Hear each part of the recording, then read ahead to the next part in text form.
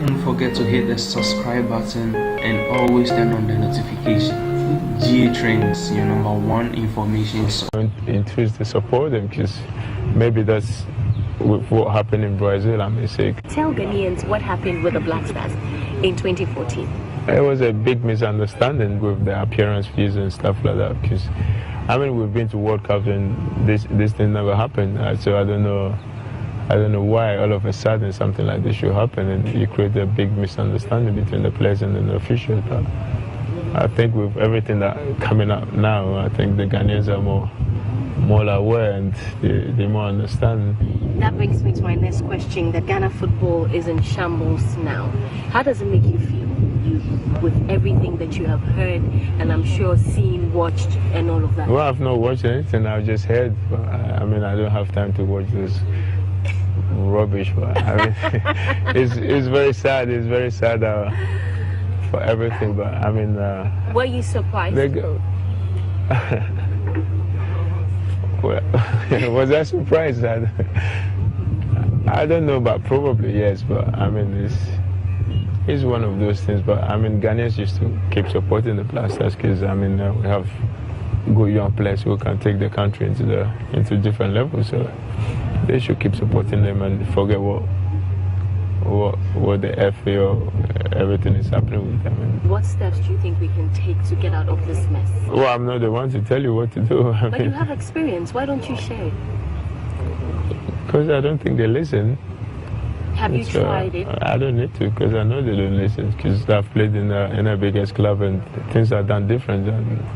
But when you come here and you tell them, you know, they should do things like that and do that like this, they never take your advice. They never listen and they think you're being too known as we say in our country. So I mean, we just have to ignore it and do what you can. You ignore it and you see that the team is going the team is in shambles. You don't care?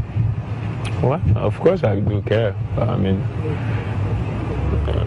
what can a single person do? That's why we're on this platform together and a lot of people watch the show, including the FA executives. So you can tell us, this is what I think do. I'm not going to say anything. I mean, people who knew me very well knows that, like, when I care, I care. When I don't care, just... So what state are you in now? Caring or not caring? I'm in between, I guess. But you see everything that is happening and the current players that we have. Do you get that kind of dedication and drive and force from them? Do you think they have what it takes to take us to where we want to get to? I think so. I think yeah, we do. I mean, well, I don't know half of the players to be honest, but I think we still have some good players, good young players that can take them. With everything that you're saying, Michael, it looks as if you don't follow Ghana football anymore. No, I don't. Why? To be honest, because I'm doing my own thing, innit? So, but this is where you're from. Yeah, I've never turned my back from where I come from. I just don't follow. I'm doing my thing. I have very important to think about. You have very important things to think about. So the Ghana football isn't that important? Well, are you talking about the Ghana football or are you talking about the Black Stars? Well, I'm talking about both of them. Do you follow the Black Stars? When I get a chance, yeah. When I get a chance, I do. I watch the games. You're happy with their performances? You think everything is going I mean, everyone is disappointed if they don't play well. I mean, when we did not qualify for the World Cup, I mean, everyone was disappointed. But, I mean, it's one of those things, like... It's not only Ghana who did not qualify. Italy was not there, and a couple more countries were not there. But I mean, we all get disappointed, but we have to move on. Do you think Ghanaians overdo it sometimes? They're too hard on the players. I won't say too hard. They are too quick to judge. Without knowing the truth behind everything, they are too quick to judge, and I mean. Maybe they should take their time and understand things more before they react, really. How many more years do you think you can play before you finally call it quits? Till I could not walk anymore, I could not run anymore. With the way the FA is being now, if you're called upon to help in any way, would you take it? I don't know, but I would think about it, as I said. And, well, if there's any help, yeah, probably. Is it something you're interested in? Not really, but to offer my help, yeah. Before I let you go, there's something that we have been, a trend that we have noticed, that some of your players, or some of you players, after playing, you tend not to, have all of the money that we saw when you were playing. So some of the players go sort of broke, for the want of a better word, after retiring. What advice would you give? Because I mean, you are doing extremely well. You are nowhere near broke or ever being broke. That's a funny question. I mean, you talk about the money, but all the money that you hear or see out it's really not what you get. We get, to be honest. But I mean, the little you get, you have to try and make a good use of it. And no, so if we get that Michael is earning £200,000, that's not what you're getting. That's a lie. How much you were earning? I mean, you get paid 200 or whatever. You have to pay 50% tax. So half of the money is already gone, and you have to pay your house, your rent, your mortgage, and bills, and look after the family. So at the end, you don't really get much, to be honest. But as I said, the little you get, you have to try and make good use of it. If you're called to play for the Black Stars again, if I'm called to play for the Black Stars, no. Why? Why? Because I retired. I've been retired before we went to Brazil, to be honest. And they came for me to come and help, which I did. But I went to Brazil and they treat me like, but it's one of those things. No. How did they treat you? How did they treat you? I'm interested. No, the plane is coming. You say you follow the Black Stars when you can. Yeah. Who is your favorite player now? I'll go for Partey. Why? Because you asked me for my favorite. I mean, he's a good boy. He's a good player, and I mean, he can. I think in the future he will lead the Black Stars. Yeah. Cristiano Ronaldo or Messi? Essien. Apart from Chelsea, which other club would you have loved to play for? Well, I've been as a childhood, I've been a big Man United fan, so I would have loved to play for Man United. And I mean, I was there when I was 16, 17, but I couldn't get the work permit to work there. So who's your favorite Manchester United player? Probably Lukaku. I saw that coming. So you saw that coming, you're asking me. Before I let you go, say something to Ghanaians who have not heard from you for the longest time. I don't know. I'm not very much important to the Ghanaians now, but I mean... Is that what you think? Pardon? Is that what you think? I don't know. But I mean, I'm not playing for the Black Stars anymore, so... But you're a celebrated player. You know that? I don't know. I'm telling you. I don't know. I'm telling you how much Ghanaians love you. So say something to them.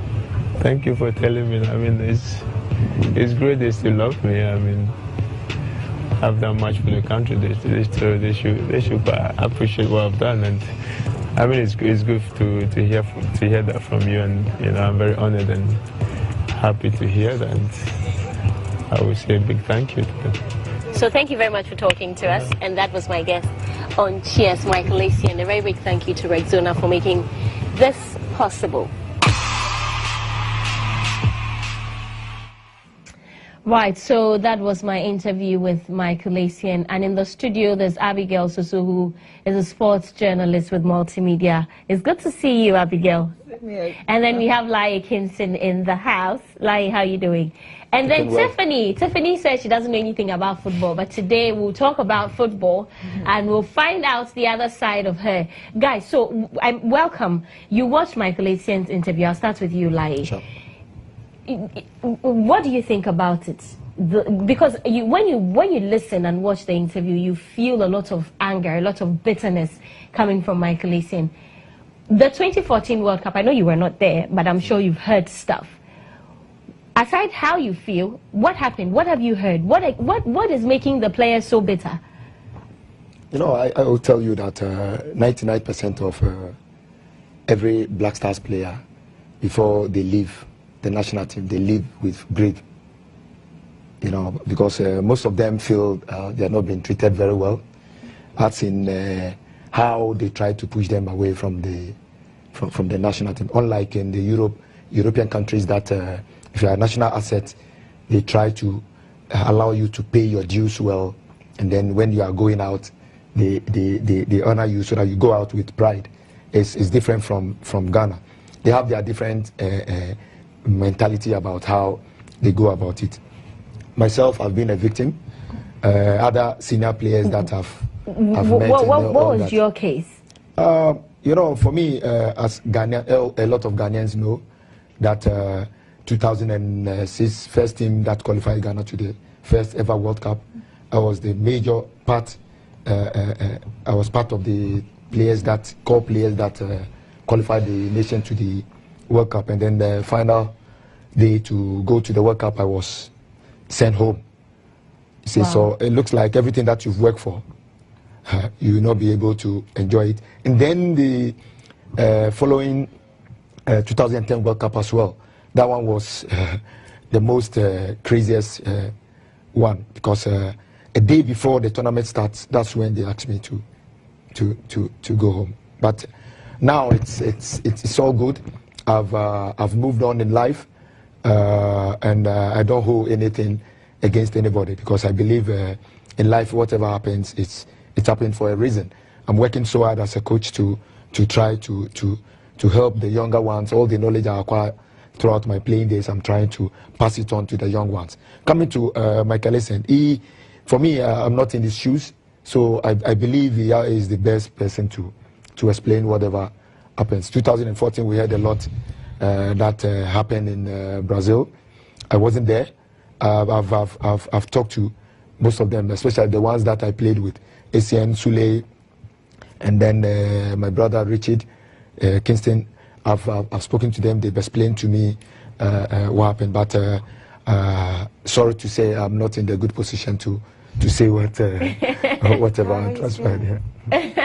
But Abigail, you have been following this for a very long time, and I'm sure you know some of the things that the public was privy to, and maybe more of what happened in 2014. Why, like I said, every player that comes out of the Black Stars leaves with some sort of bitterness.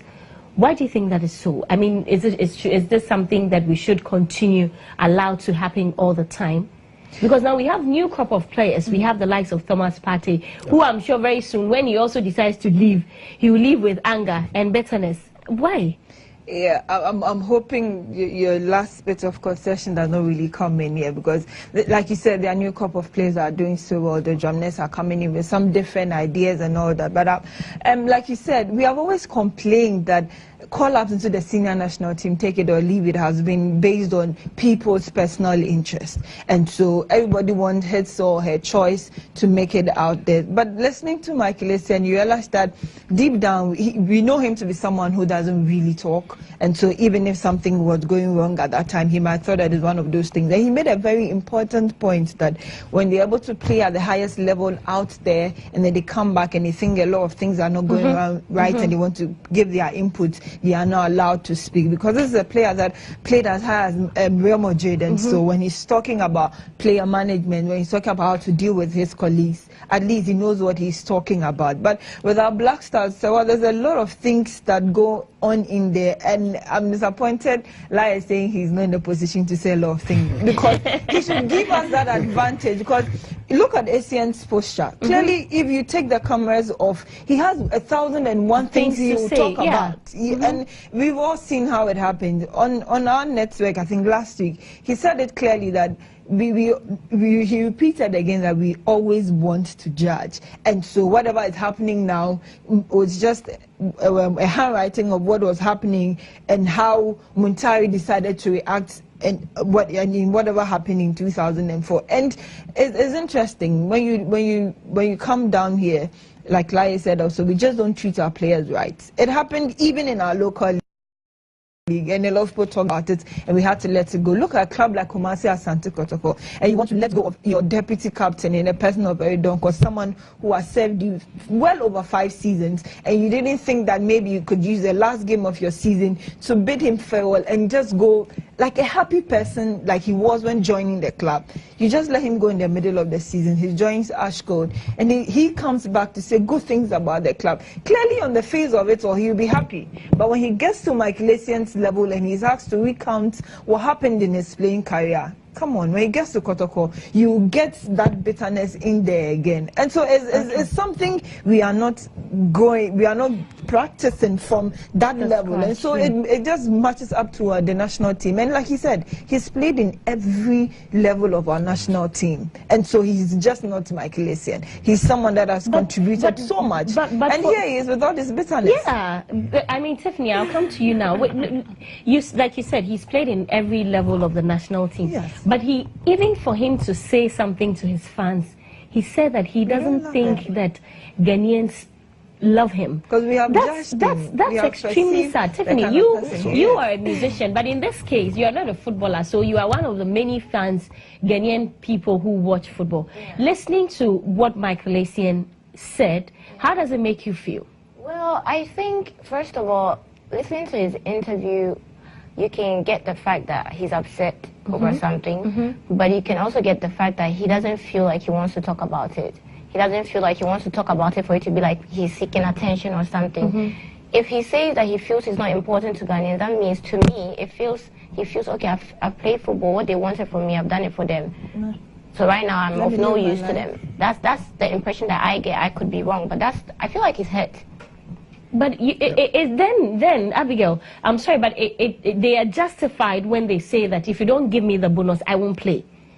Because if you kill yourself for the team and you walk away feeling this way, what's the point? My question, you know, when he was talking, he said something about when you play for the Black Stars and you're leaving, how is it like that people leave with bitterness? What happens?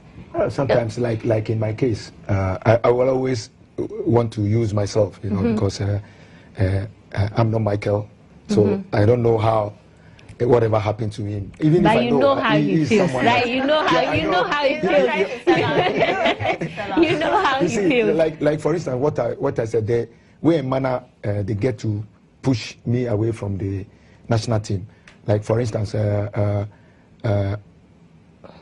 I've been leaving my club to come and play for Ghana. Got to a point that my team coach asked me that I have to choose between the national team and then what?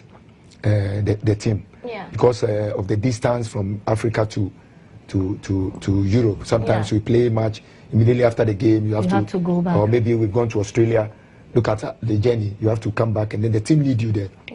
When you go there, the muscles are tired and all that. You can't get 100% from what he wants from you. So it got to a point that he asked me to choose between his team and then what? The national team. Okay. But I felt bad that he's saying that because I can do that between the national team and then the club. I was doing it before our club signing, so I can manage. But with him, we have different this thing. So I have to ignore him and then come to the national team. And then I lost my place in my club level. Got to a point that the fans got angry, and then they started going against me and all that, all because of the national team. And then coming to the national team, the most important tournament in the world, which is the World Cup. And then what happens? They push me away from the World Cup. First 2006, and then what? 2010 as well. Okay. You see, someone like me, definitely I'll have. It will help. So basically, it's more like you're sacrificing. So it's more like it's a relationship. You put it this way: that I'm sacrificing. I'm giving my 110% to Ghana. Like I could be losing a lot, but because of the love that I have for Ghana, I'm doing all of this. So sometimes I don't think it's all about the money. I think it's all about the effort you put in, and you feel like you're not being appreciated. That's because when you listen to Makehitz, one of the things that when I asked him that people have a feeling that sometimes he chooses his club over the national team, he said he felt, excuse my friend, that it's a very stupid statement to make. It's true, because in our time, myself, Stephen Appiah, Muntari, John Mensah, Richard. You know, anytime there is a national break, we were happy to what? Come together. Yeah. So for me, I think that's the most important weapon that helped us like achieve something, help the Ghana go to the first world, because we love to come and play for our country. Money is important because everyone works for money. But trust me, when we are coming together to the national team, we are happy to see each other. We're happy to come together and then enjoy it. So that's what reflects in our game. Maybe we quickly forget what they do for us, and so when we see the young ones coming, or we see different people, we just think that they should go. We quickly retire them and everything. But sometimes to their push and their demeanor pushes us to that level. To say that, okay, then they are choosing the money or their club above Ghana that would put them out there. You get a player telling us that it's the money they are coming. You are bold enough to tell us income. Of course, we know that. I'm sorry, but you know, from my interview with Essien, I'm sorry, but I feel that if this is how I'm going to be treated at the end of the day, then give me my money before I play. Do you understand? Give me my money before I play, because it is not fair. It's equally important, but should you rub it in our face? I'm not going to mention names. You know what I'm talking about. Sometimes you might be right, but the way and manner in which you put your message across can get everybody to be against you. But when he is leaving his club to come and play, we don't think about it. There are so many messages coming in. I'll read them when we come back from our very interesting things that people have to say to you, like Nsem and the Black Stars as a whole. Let's take our first break. Cheers is brought to you by Awake Natural Mineral Water and Storm Energy Drink. We are streaming live on Facebook, so let us know what you think about all the things that we've been talking about. When we come back, we're going to be talking about AFCON 29. Don't forget to hit the subscribe button and always turn on the notification.